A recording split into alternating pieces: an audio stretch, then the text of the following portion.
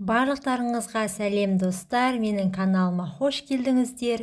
Видео ұнаса лайк басып, менің каналыма тіркелуді ұмытпаңыздар.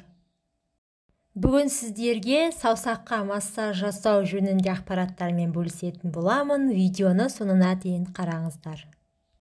Саусақты уқалаудың көп сыры бар.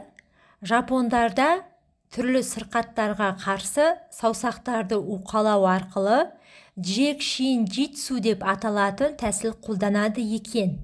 Себебі адамның әр саусағы кемінде 2 органмен байланысты деседі. Оларды уқалау арқылы эмоцияларды теңестіруге қол жеткізіледі. Физикалық тепе-теңдік қалпына келтіріледі. Ол үшін әр саусақты 3 минут бойы уқалау жеткілікті. Бас бармақ қараталақ пен асқазанмен байланысты. Депрессия мен үрей эмоциясына сәйкес. Бас, асқазан аурулары, терідегі проблемалар, жүйке жүйесі осыған қатысты. Яғни бас бармақты уқалау арқылы осындай күйлерден арылып, табиғи тепе-теңдікті қалпына келтіруге болады. Сұқ саусақ ол бүйрек пен несеп қабымен байланысты, көңілі толмаушылық, қорқыныш, жол таппай қиналу кезінде уқаласа, эмоциялық күй қалпына келеді. Асқазандағы жайсыздықтар, бұлшық еттегі, тістегі, белдегі ауырсынулардан арылуға болады.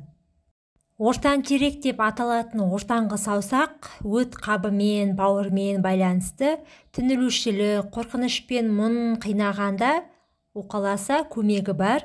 Тері проблемалары, ас қорыту жолдары, астма ауру кезінде уқаласа көмектеседі. Шылдыр шүмек деп аталатын саусақ ол өкпемен, тоқ ішекпен тығыз байланысты. Эмоциясы үрей, өзіне сенімнің жоғалуы, физикалық күйі жүрек, сүйекке қатысты, тамақтағы проблемаларға қатысты. Шынашақ ол жүрек пен ас ішектегі күйлер, эмоциясы тырысушылық пен күш салу. Мінекей, әрбір саусақтың ішкі ағза, эмоциялық және физикалық күйлермен байланысын жапондар осындай деп тауыпты. Яғни саусақтар ағзаның табиғи тепе-теңдік күйін сақтайды, физикалық және эмоциялық саулықтың тепе-теңдігін қалпына келтіреді екен. Терең тыныс алып, әр саусақты немесе қажетті саусақты 3 минут бойы ақырын уқалап отыру керек дейді. Жасап көрсеңіз болады, пайдасы тисе неге жақсы әдетке айналдырмасқа.